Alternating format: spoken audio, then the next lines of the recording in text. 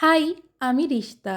বর্তমানে film স্টাডিজে masters করছি আর ভবিষ্যতে প্রচুর ভালো ভালো সিনেমা বানানোর স্বপ্ন নিয়ে এগিয়ে চলেছি। তোমাদেরকে তো আগেই বলেছিলাম যে সামনেই আমার দিদির বিয়ে, আর সেই জন্যই আজকে যাব একটু শপিংয়ে। তো প্রথমেই ব্রেকফাস্টটা সেরে নিয়েছিলাম দই মুসলি আর মধু দিয়ে।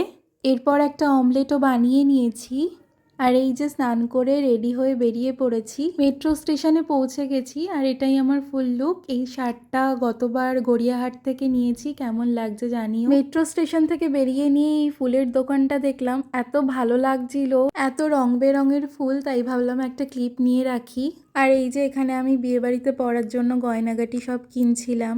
প্রত্যেকটা শাড়ির সঙ্গে ম্যাচিং করে করে গয়না কেনা, এও যেন এক বিশাল বড় কাজ। আর তারপরে এই ক্রকারিজের দোকানগুলো দেখে তো নিজেকে আর সামলে রাখা যায়ই না।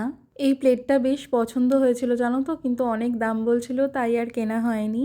তারপরে এই ছোলা মিক্সচারটা খেয়েছিলাম, বেশ ভালোই লেগেছিল। আর বহুদিন পর আজকে ট্রাম দেখলাম, তাই একটা ভিডিও ক্লিপও নিয়ে রেখেছিলাম। খুব ইচ্ছে ছিল চাপার, কোনোদিন চাপিনি তো, কিন্তু সময় কম থাকার দরুন আজকে আর হয়নি। তারপর এই দোকানটা থেকে ঝালমুড়ি খেয়েছিলাম, খুব সম্ভবত দোকানটার নাম রমেশের স্পেশাল ঝালমুড়ি। এত ভালো মেখেছিল মুড়িটা, কি বলবো। তোমরা কেউ যদি হাতিবাগান যাও, এখান থেকে একবার ঝালমুড়িটা ট্রাই করে দেখো। আমার তো খুবই ভালো লেগেছিল, সেই জন্য একবার নিয়েও হয়নি, অর্ধেক রাস্তা গিয়ে ফিরে এসে আবার আরেকটা প্যাকেট নিয়েছিলাম। এরপর মেট্রো স্টেশন থেকে একটা আইসক্রিম খেয়ে মজা করতে করতে বাড়ি চলে এসেছি।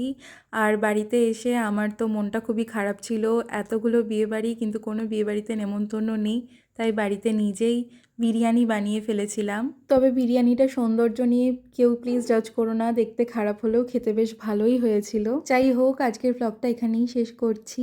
টাটা।